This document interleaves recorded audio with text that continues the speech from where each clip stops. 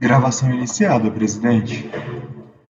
Ok, obrigada, Isaías. Conselheiros, então, agora, já cumprindo a pauta da sessão de hoje, 7 de abril, vou abrir aqui, vou invocar a portaria CARF 690 para antecipar o processo da sessão do dia 8 de abril, às 14 horas, de relatoria da conselheira Edeli, que é o item 63 da pauta, Galeto da Família, ai meu Deus, Caviccione Limitada, interessado em Fazenda Nacional. Então, doutora Edeli, a senhora está com a palavra. Quando é assim, você convoca o Tozelli ou o Fernando também. Com certeza. Então, recurso especial da contribuinte em face do acórdão 11.03.00525, o colegiado deu parcial provimento ao recurso voluntário. Transcrevo a emenda.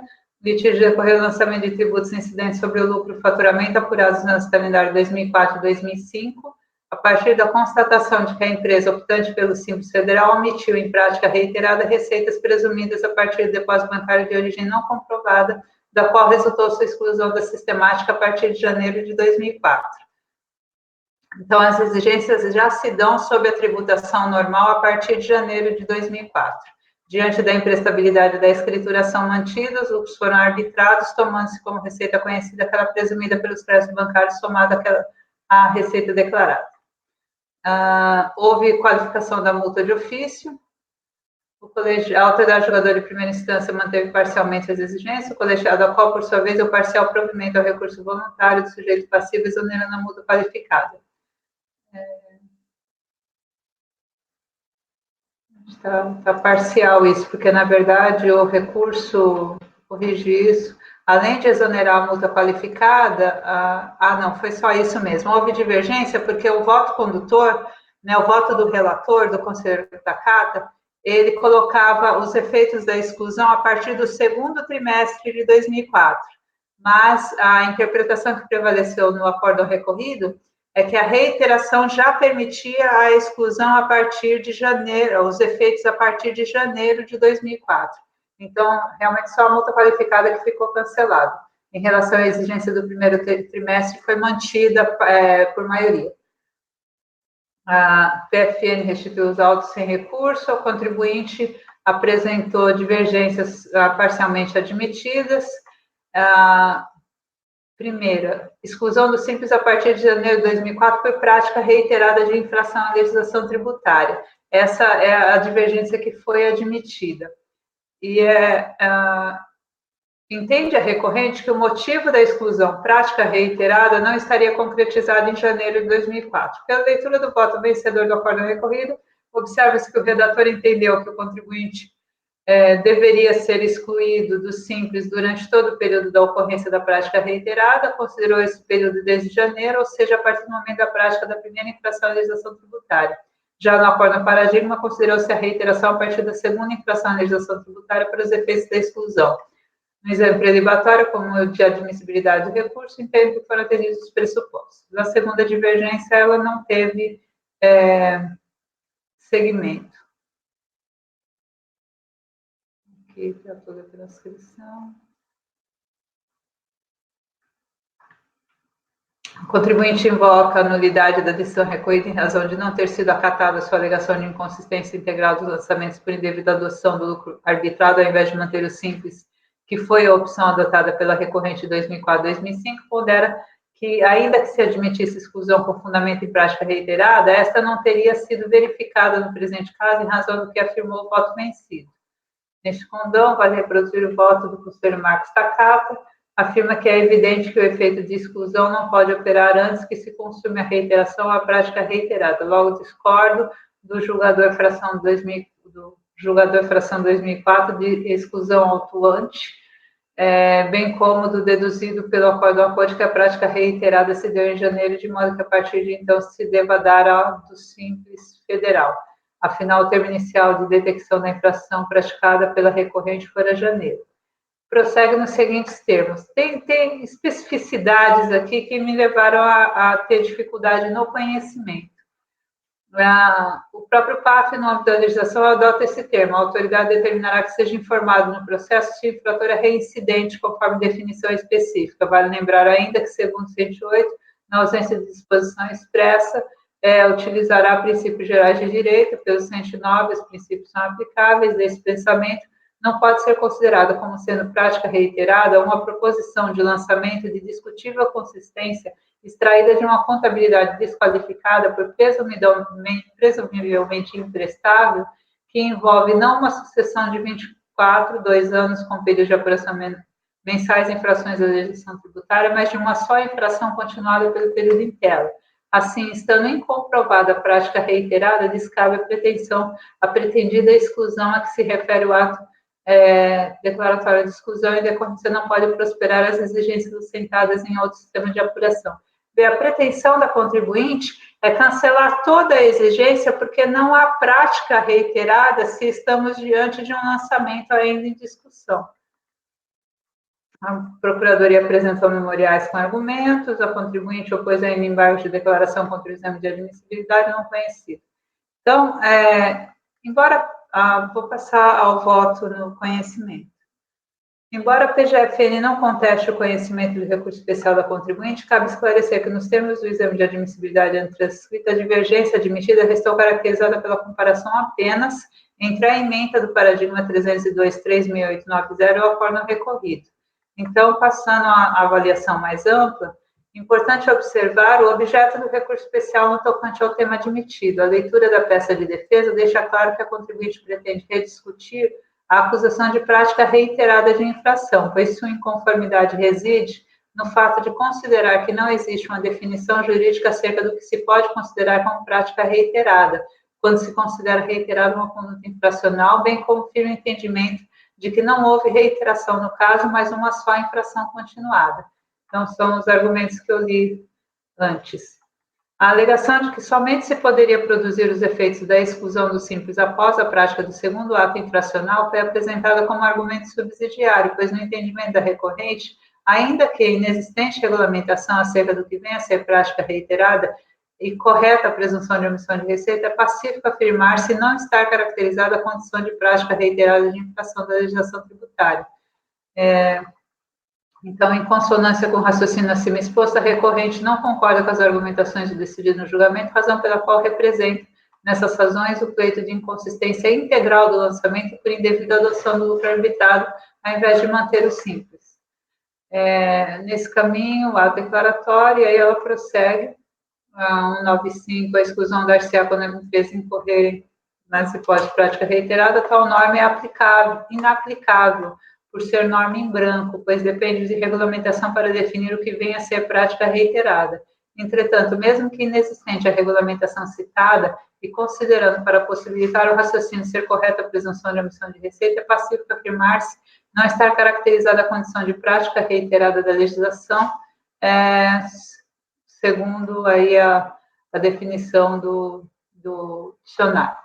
E para que não restem dúvidas acerca da matéria que a contribuinte pretende rediscutir no recurso especial, assim ela identificou no preâmbulo da defesa irregularidade na desclassificação do simples, pois a única hipótese indicada como infringida prática reiterada não está comprovada nos autos. Ademais, o disposto 955 é inaplicável por falta de definição acerca do termo reiterado infração, bem como as condições que qualifiquem uma infração à legislação tributária. Sobre a resignação da recorrente, deduzida em recurso voluntário, de que não se poderia determinar sua exclusão por prática reiterada diante da ausência de prova da prática infracional, o voto que prevaleceu no acordo foi do relator original, reafirmando que a contribuinte efetivamente praticou reiteradamente infração à legislação tributária. O conselheiro Marcos Takata discordou apenas no momento em que os efeitos deveriam implementar-se no caso de exclusão do simples com fundamento em prática reiterada e foi vencido contra esta questão.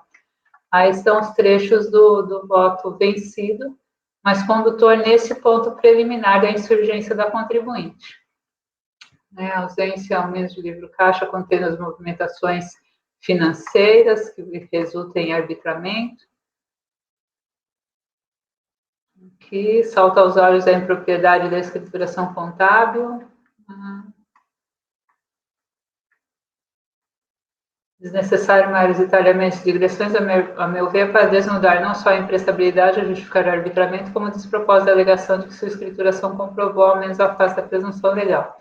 Veja-se que o colegiado da COA considerou irrelevante discutir se haveria ou não definição jurídica ou regulamentação acerca do que se considera como prática reiterada, concluindo simplesmente que a contribuinte concretizou a prática reiterada por omitir receitas e deixar de possuir ao menos livro caixa quando toda a movimentação financeira mantendo a escrituração. De outro lado, a leitura do relatório que antecede o voto, no paradigma, demonstra que, naquele caso, o sujeito passivo foi excluído da sistemática do Simples em razão de dois fundamentos: exercício de atividade vedada e prática reiterada de infração à legislação tributária, esta última decorrente da apuração de omissão de receitas caracterizada pela não comprovação de ingresso de numerário no patrimônio da empresa. Aqui o relatório para confirmar essas afirmações. Explicou-se no relatório que o sujeito passivo apresentou a impugnação contestando sua exclusão, mas que também fora anexada a impugnação contra os lançamentos apresentados nos autos 632, cujos argumentos foram sintetizados no paradigma. E questionamentos da contribuinte, justificativos. No preâmbulo do voto, o relator do paradigma explica que a autoridade julgadora de primeira instância deu parcial provimento à impugnação para considerar que os efeitos da exclusão do simples pela prática reiterada deveriam se dar a partir da segunda infração praticada, no caso, a partir de setembro de 2001 e não abril de 2001, quando fora praticada a primeira infração, recorde-se, de suprimento de numerário. E essa foi a única manifestação do voto no tocante aos efeitos da exclusão no caso de prática reiterada. Esse é o trecho do voto.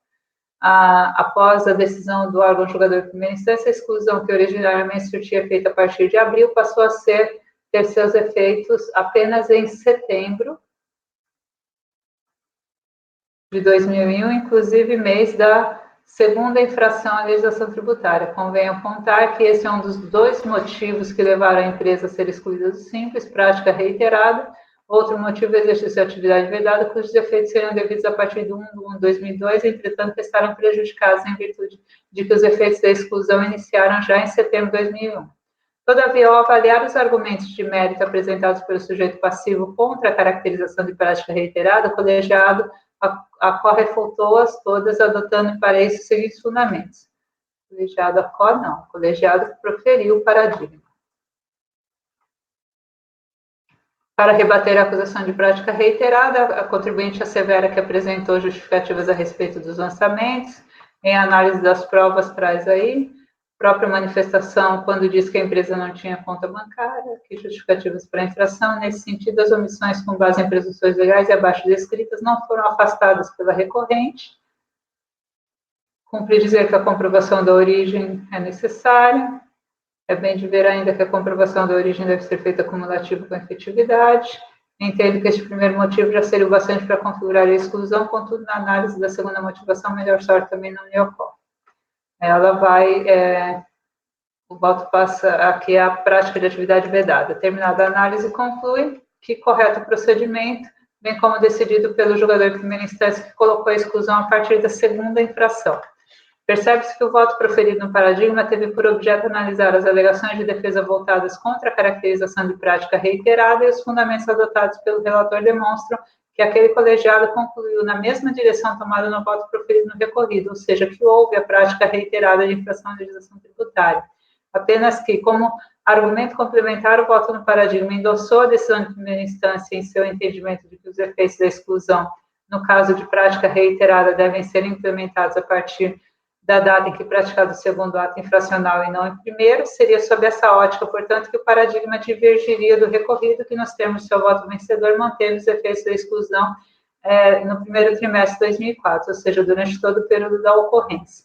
Contudo, como antes demonstrado, a alegação da contribuinte de que os efeitos da exclusão somente deveriam ser implementados com a prática do segundo ato infracional tratou-se de argumento subsidiário, complementar e que a matéria que a recorrente pretende que seja reanalisada é a caracterização não de prática reiterada à legislação. Mas, quanto a este tema, não há divergência entre o voto preferido no acordo no recorrido e o voto preferido no paradigma. Então, é bem específico, né? O pedido dela é que seja excluído tudo porque não houve prática reiterada, né? E os acordos, na verdade, eles são convergentes quanto a isso. se eu pudesse complementar o recurso da contribuinte, né, a partir da divergência que eu visualizo nos acórdãos, que é algo que eu já fiz várias vezes e que reformamos aqui, né, então eu conheceria do recurso especial parcialmente ali em relação ao primeiro trimestre, né, que minimamente o segundo ato infracional a se considerar trimestre ou mês, ou qualquer outro, ou a partir do segundo ato infracional genericamente. Né, se eu fosse emendar, né, coisa que eu não faço mais, eu conheceria parcialmente. Nessas circunstâncias aqui, o meu voto inicialmente é por negar conhecimento, mas tem o voto de mérito, caso entendam de forma contrária. Ok, conselheira Lívia, como vota o conhecimento? Eu fico bem em dúvida. O contribuinte pede mais do que ele comprova. Não é, parece aqueles casos que o contribuinte pede a homologação da DECOMP e a gente manda voltar para, sem querer trazer mais polêmica, mas a gente fala, não dá para homologar a DECOMP, tem que voltar para analisar o crédito, superar alguma preliminar aí de, a DRJ falou que não vai analisar porque alterou a DSTEP, enfim. Por que você fala que mudamos a posição, Adeli? Não, eu disse que eu mudei. Eu mudei, porque eu, quando fazia admissibilidade, não olhava a demonstração da divergência, olhava os acórdãos e dava seguimento pela divergência que eu via entre os acórdãos, independente do que estava demonstrado. Por isso que já tivemos problemas aqui várias vezes com admissibilidades minhas, né? Já fiz a minha terapia e já me resolvi em vários casos aqui para concordar com o não conhecimento.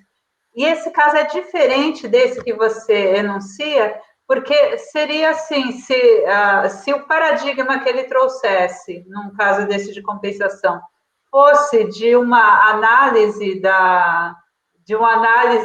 do direito creditório pela Câmara Superior diretamente, aí a gente conheceria e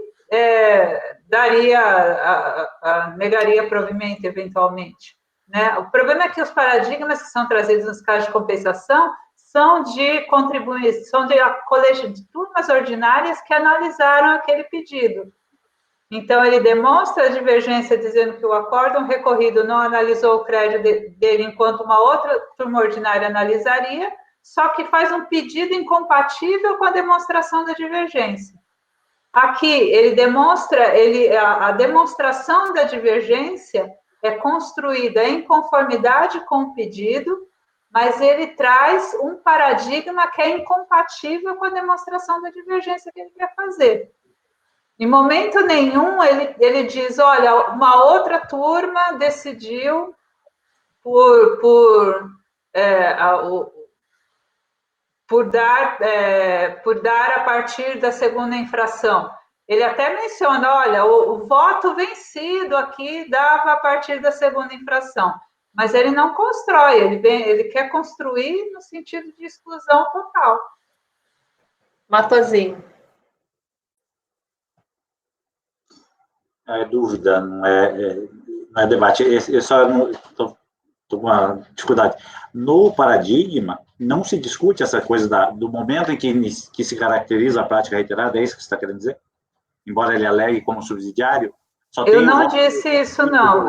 Na verdade, ele não... O paradigma, na verdade, não analisa isso. Inclusive porque isso já tinha sido decidido pela DRJ. Né? O paradigma, ele vem dizer... a única utilidade que se recolhe ali do paradigma, né? Se fosse por via indireta, seria essa, mas na linha do que a contribuinte argumenta no recurso dela, de que não há prática reiterada só porque ela foi autuada por omissão de receita, isso não tem no paradigma. Tá, mas essa é a primeira divergência, ela aponta duas, no caso. Não é a isso? Outra não teve segmento. É quanto ao início do... Não. Admitida. Não, só foi admitida a primeira divergência, em face desse paradigma do terceiro Conselho de Contribuintes, e foi admitida só com base na análise da ementa desse paradigma.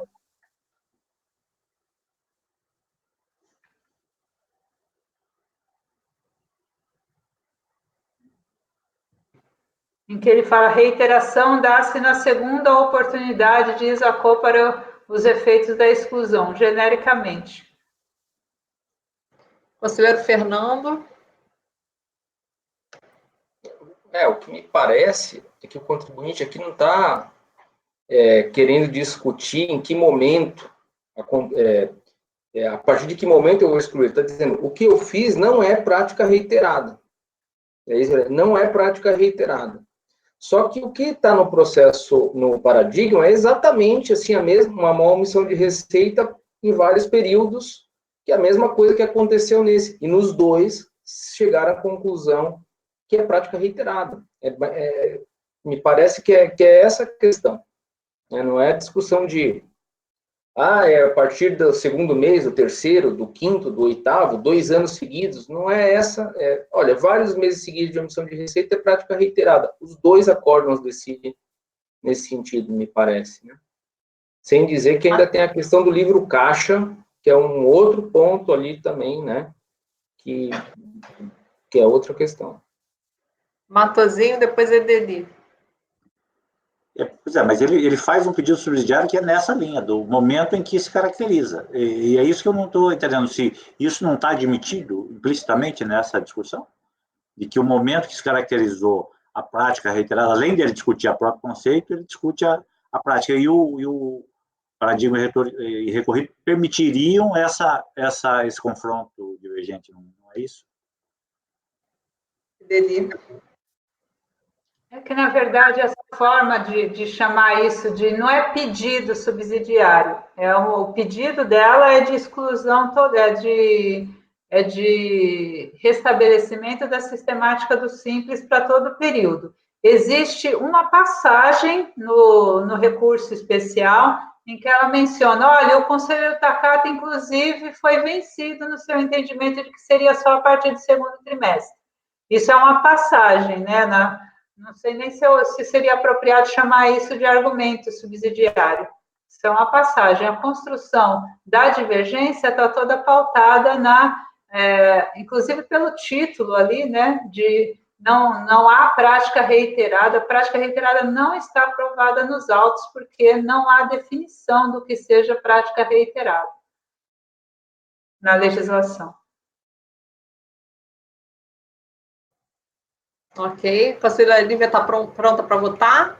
Ele quer decidir ele quer definir o que é prática reiterada. É que uma coisa implica na outra, né? Ele traz um precedente que considerou que prática reiterada é a partir da segunda infração. Então, deu um conceito de prática reiterada. E ele quer... Só que esse conceito do paradigma conversa com o recorrido, né? Não conversa com o que ele está querendo. Então, não dá mesmo para conhecer do recurso. Por isso, acompanho a relatora, presidente. Ok. Conselheiro Fernando, como vota? Com a relatora, presidente. Conselheiro Toselli. Conselheiro Toselli, como vota? Está mudo. Tá mudo. Oi, tá ouvindo, né?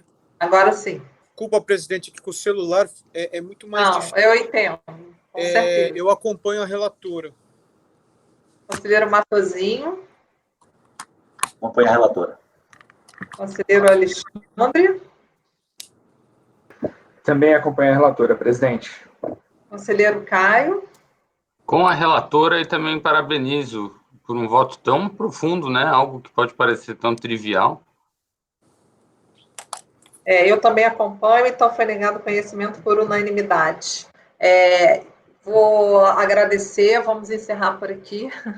Acho que quando eu já começo a bater acho que a gente não fica produtivo. O conselheiro Toselli aí se sacrificando com o celular, foi rir da conselheira Amélia.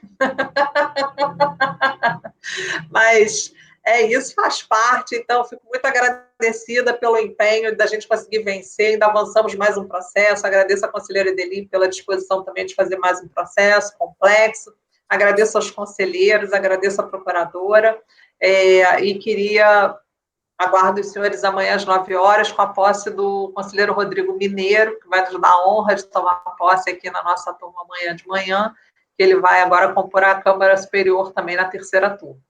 Então, amanhã será um dia glorioso para ele e estaremos aqui para festejar também esse ingresso dele na Câmara Superior. Agradeço a todos, tenham um excelente fim de noite e muito obrigada aí pela participação de todos. Até mais. Pode encerrar a gravação, Isaías.